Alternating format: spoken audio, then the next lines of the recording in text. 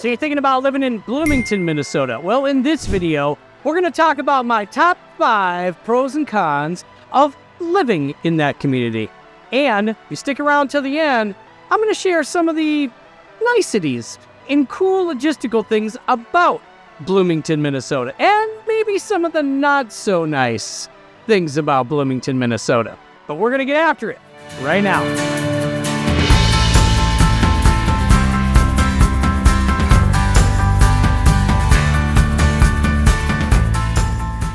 If this is your first time to the channel and you want to know everything that there is to know about living in Bloomington, Minnesota, well, you found the right place. Click that subscribe button, tap the notification bell, and smash that like button on the way in so you can be the first one to know about the current market and all the logistical niceties and goings-on in the city of Bloomington, Minnesota. Now, my name's Garrett Hilton. We get calls, texts, emails every single day from people just like you looking for help in making their move to Bloomington, Minnesota, and we absolutely love it. So whether you're making your move in 9 days, 9 months, or 9 years, feel free to give us a call, shoot us a text, or send us an email. We'd be happy to make your move to Bloomington, Minnesota a smooth one. Oh, hey, don't forget, got ahead of myself there.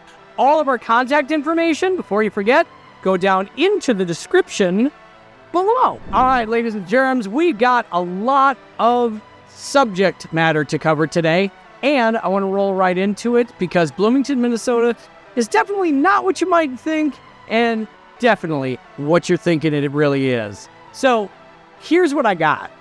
Developed and established in 1858, the same year that the state of Minnesota was founded, right?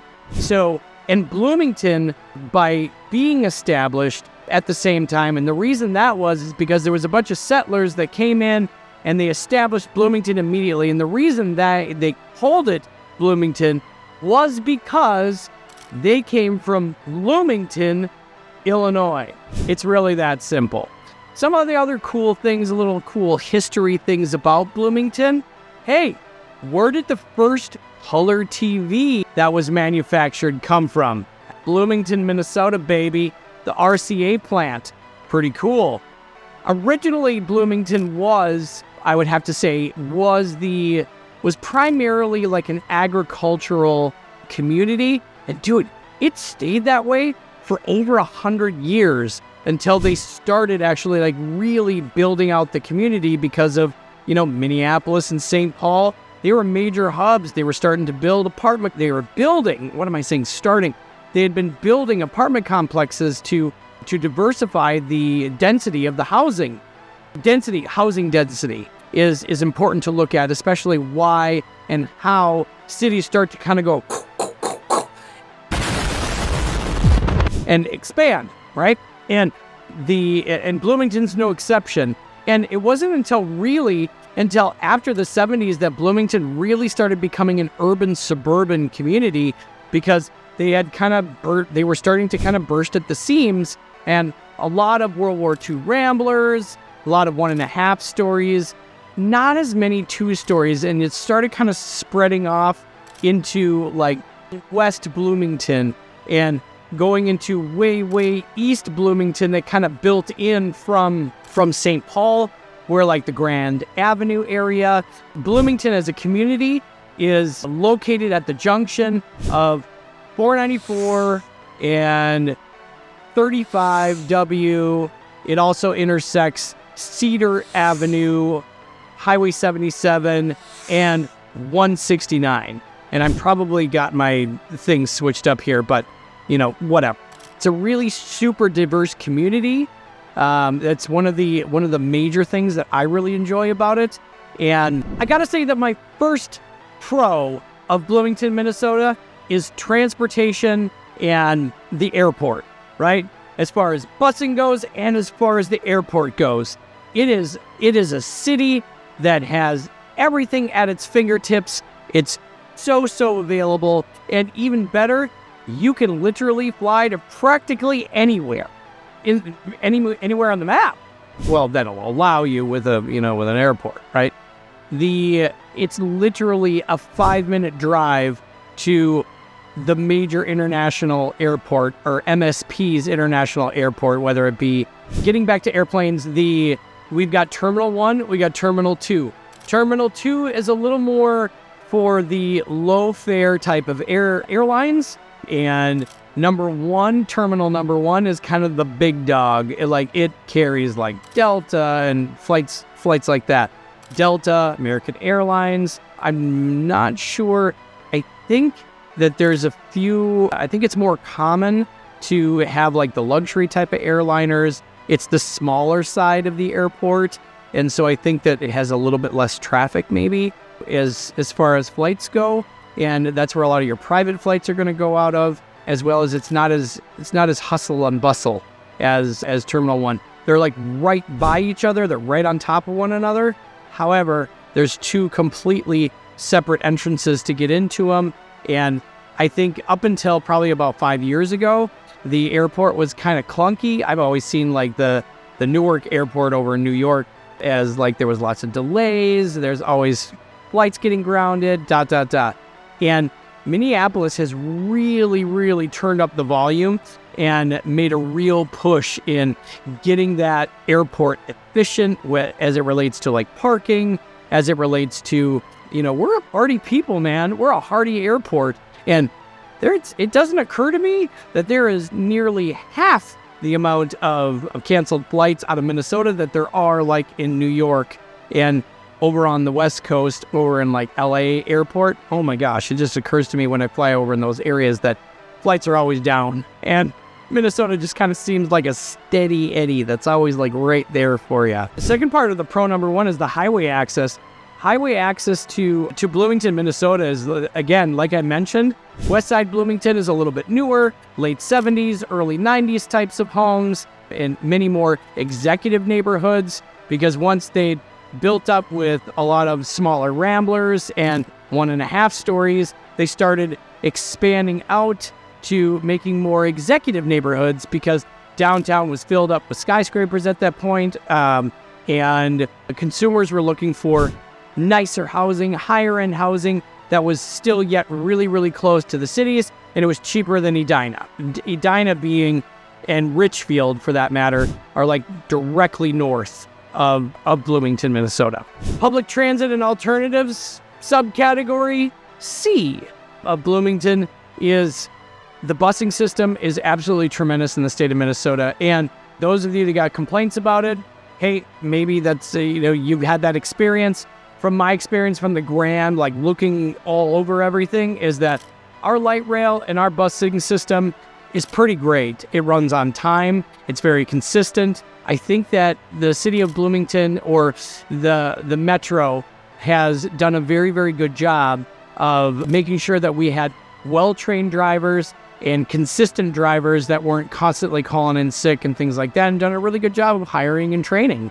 And it's something that I'm really proud to say that as a Minnesotan, I've utilized the busing system, and I really enjoy the way we're all set up. I'm sure, like I said, I'm sure there's people that say that that's a con. However, in this video, I love you guys, but based upon the macro, it's actually a pretty good system. Another part about transportation in the city of Bloomington that I absolutely love is the e-scooters.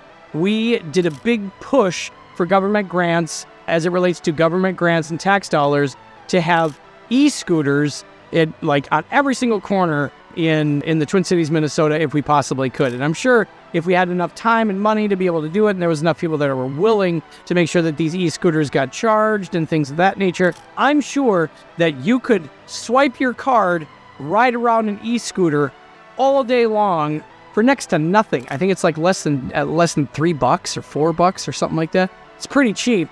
And there's subcontractors all around that like pick these up. They go charge them and they plunk them back into service, or they went private party with it, and it increased more jobs. It gave some folks the availability to be self-employed, to be able to deliver these e-scooters, and I just think it's a really cool program. I'm sure internally it's got some issues, so I mean that part might be seen as a con to this particular part of transportation. E-scooters, man, they're pretty awesome, and you can be zipping up and down the sidewalks and in the biking area and stuff, and they move pretty quick. They're not cheapy ones. They're actually really, really nice, and it's great if you wanted to do a staycation and be able to get around and see all of Bloomington after you've moved in, and we've had a chance to write an offer for you, and you've been able to purchase a place. Like it's just a great staycation, a great way to be able to get around and see the city of Bloomington, which is really, really great because there's a lot to do here. Okay, coming in, pro number 2, world-class entertainment. So some of the coolest things about Bloomington are its world-class attractions. Number one, of course, this is the end-all be-all, is the Mall of America. Mall of America is directly in Eastern Bloomington, and it is an absolute showstopper. So if you've never been to the Mall of America, the moment that we wind up closing on your house, that's the first thing you should do. Go buy some furniture at IKEA, or get yourself some Swedish meatballs at IKEA. And don't forget to stop by, spend an afternoon, spend a day, spend a week at Mall of America. There's rides and cool shops, really neat food choices that you can have. We're going to talk about that in a minute as far as one of the pros to Bloomington, Minnesota.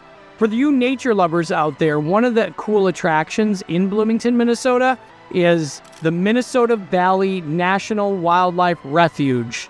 There's spacious trails, there's walking, there's jogging, and it's really cool because there's some lake environments that are just really, really tremendous. Kind of like, if anything, drawing back to the Mall of America. The Mall of America even has like underground SeaWorld, which is like the coolest thing in the entire world. It's like this, you get to walk through this tube, and which is like one big aquarium all around you. It's a very immersive experience, and it's nice to be immersed in the nature of the thing outside and on those trails. So that's another part of the pro for the city of Bloomington. You're going to love the trails, you're going to love the capabilities and the access that you have to kayaking and things of that nature. Now, as far as like heaviest draw, I would have to say like Twin City Grill inside of the Mall of America they've got a really, really neat signature dish, which is asparagus and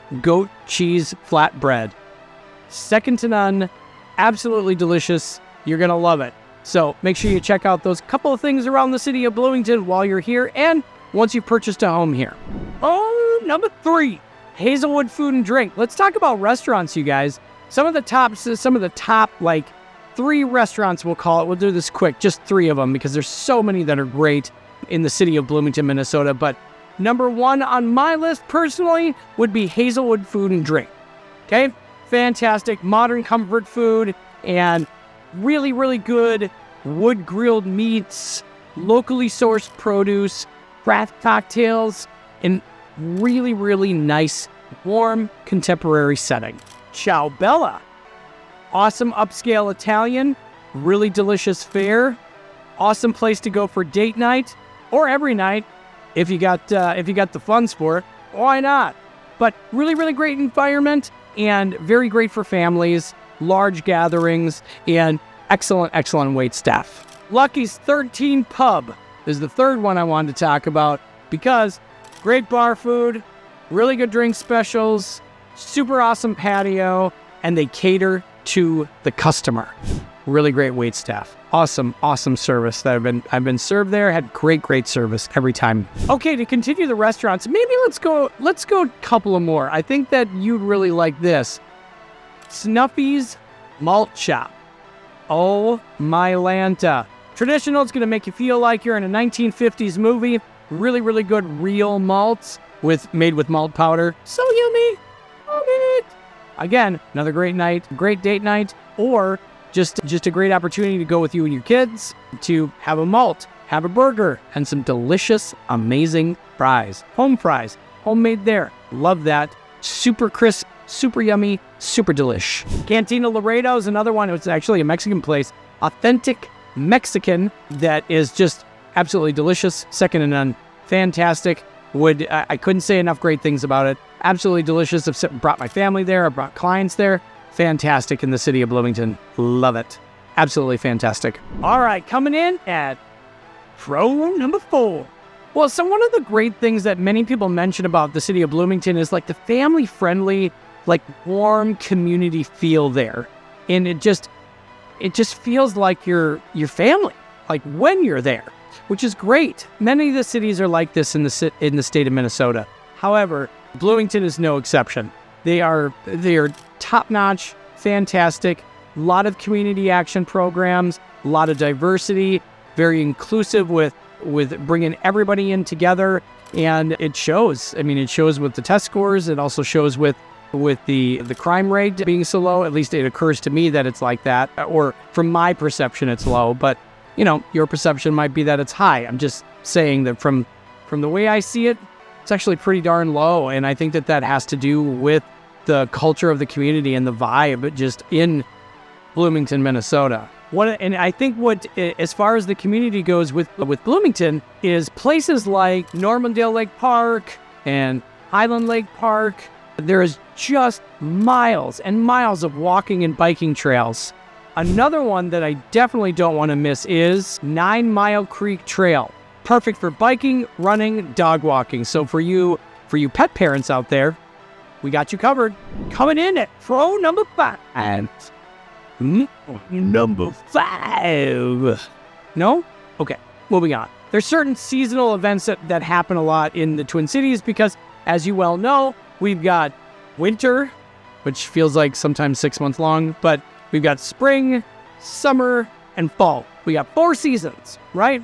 Well, a couple of them, we've got some pretty cool winter events and pretty cool summer events, so let's talk a little bit about that. 4th of July in the mall. 4th of July does some really, really cool, and I mean, of course, all the communities around the Twin Cities do their own fireworks show, but the Mall of America is second to none. Really, really great fireworks, huge display, and their timing is absolutely phenomenal. They're just like boom, boom, boom, boom, boom, boom, boom, boom, boom, boom, right in a row, so you don't get bored when you're there with your younger kids, and it's definitely engaging as an adult. And that's one thing I really appreciate about Bloomington in the summer, especially around the 4th of July. Now, winter in Minnesota also has the Bloomington as the host of the ice castles. At Mall of America, they host it. I believe the ice castles are in the parking lots, and they turn it into an absolute winter wonderland. It's freaking awesome. Some of the community festivals in Bloomington to note would be arts and crafts fairs like the World's Best Free Concert Series and a number of bazaars that happen throughout the sub-communities in Bloomington, like East Bloomington, South Bloomington, West Bloomington, that they smatter in around summertime just to give its citizens a little more feeling of community, and a lot of people participate in these, especially local artists, local artisans that have businesses, like people that do decks and things of that nature. There's building expos, which is really cool in the city of Bloomington. Absolutely love that about it, because there's some really cool event centers that can hold these large events that really draw in the consumers and the people in the community. All right, everybody, you can't have the pros without having the cons, so let's get it into con number 1. Okay, so con number 1 is kind of a duality to pro number 2, or like the other side of it. So we've got really, really great transportation. However, lots of congestion because it's a very diverse, very population-dense community. And so in the afternoons, during rush hour, 494, man, it's a parking lot at times. So when you're going to be considering as far as work transportation, if you're going to be driving, you're going to be sitting on I-494 going east and west along the south side of the Twin Cities, or right through central to northern half of Bloomington itself. Public transportation limitations that are there as you get further and further out from like 35W, you get way out into West Bloomington. There tends to be less buses that are running like later at night and stuff. So if you're getting back to, there's limited amounts of transportation after 8 p.m., let's say. In downtown, no worries whatsoever. But in Bloomington, like many of the suburbs, this one being an urban suburban suburb, there is, as you get out into the suburbs, there's less buses that are running later at night. In the morning, much more prevalent, but at night, it's kind of a bummer. You got to do a little bit more planning. So make sure that if you're planning a bus trip and you're going to bus around the city of Bloomington, that you make sure that you're checking your times and being conscientious of that. Now, why does this matter to you when moving into urban suburban community? You're already probably saying like, hey man, I got a car, so it's, and whatever. I get traffic. I understand that. However, why it matters is because that takes away time from, spending with your dog walking or spending it with your kids and things of that nature. So that's why I bring it up, and that's why it matters. That's why it's a con, because it's congestion. Traffic sucks around rush hour time. Coming in, con number 2. So one of the dualities again of like pro number 3, which would be the Mall of America, right? Mall of America is flipping awesome. It is so amazing. However, one of the cons of that is if you go at the wrong time, she's pretty packed all the time. Well, that's not true. Early in the morning, it's a great time to go. At least I'm the type, I don't like being smashed into a really, really large space with a bajillion people. However, maybe that type of energy totally jacks you up and gets you excited. But that's why I placed it as a con in the city of Bloomington, is that the Mall of America is pretty congested. Now, you can have thousands upon thousands upon thousands of people in the Mall of America and it not feel congested. But there's certain times that you want to take into consideration. You should always Google that, especially when you're in town, specific to the date and what they're showing for statistics. Because that way, if you can kind of plan around when it's not so busy, it normally gives you a much more intimate experience to be hanging out with your family. It's not as loud, or your favorite person. Or there's plenty of times when they have, like, not exclusive per se, but they give you more of an opportunity to be able to spend time with your pups and bring them through the Mall of America and be able to walk your dogs through there, which I think that's really cool. Like the type of liberal policies that those are, I really appreciate those, especially in the state of Minnesota. I like that. I think it's cool because, for puppy parents, some people decide not to have kids, and their dog is their child, and they want to be able to go everywhere with their dog. And generally, those people have very, very well-managed, very mannered animals. And I think it's great that they get to be able to take them into the majority of our big box stores and all that kind of stuff and be able to just kind of be more fluid and to, be a family system. And I think that's really great, especially young couples that haven't had kids yet, if they're planning on having kids, right? And they're kind of trying out parenthood by being puppy parents. I think that's fantastic. And that's not to... Please don't hear that I'm trying to poo-poo if you choose not to have a partner that you have kids with and whatever. It's just saying, for those many couples out there that do decide to have kids, many of them start out with sharing an animal and they move in together, and I think that's fantastic. I think that's totally cool. Coming in at con number 3 is the elevated cost of living, especially I would say during the holiday season, because there is so much shopping available in the city of Bloomington. I have this experience that prices increase as the holidays come up. Maybe I'm wrong. That's just my perception. I could be wrong. I've definitely done Christmas shopping and stuff in Bloomington. I like all the hustle and bustle around the holidays. So Christmas is always great. Last year I did an expose on where to find Santa in the Twin Cities. So you can check that out, because I even did a spread. Santa always comes to the Mall of America for if you got kiddos. It's always awesome. You can get your picture taken with Santa at the Mall of America, no less. Pretty wicked awesome, right? Now, with the property taxes also, because we're talking about real estate here, right? With the property taxes, they are a bit higher in the city of Bloomington, mostly because of the industry that's drawn in. You've got the airport, you've got the Mall of America, and that takes a lot more funds, if you will, to keep it nice. And to make sure and best assure that the roads and the highways and byways are up to date and can handle the type of volume that happens from being a major transportation hub. Con number 4, crime hotspots and safety concerns. So that's a real thing for some people in Bloomington, Minnesota. However, as a general rule, there's from what I looked at in as it relates to the types of crimes that are in Bloomington, there's a lot less, I suppose you would say, the balance of really, really violent crime versus petty crimes like, car break-ins and things of that nature.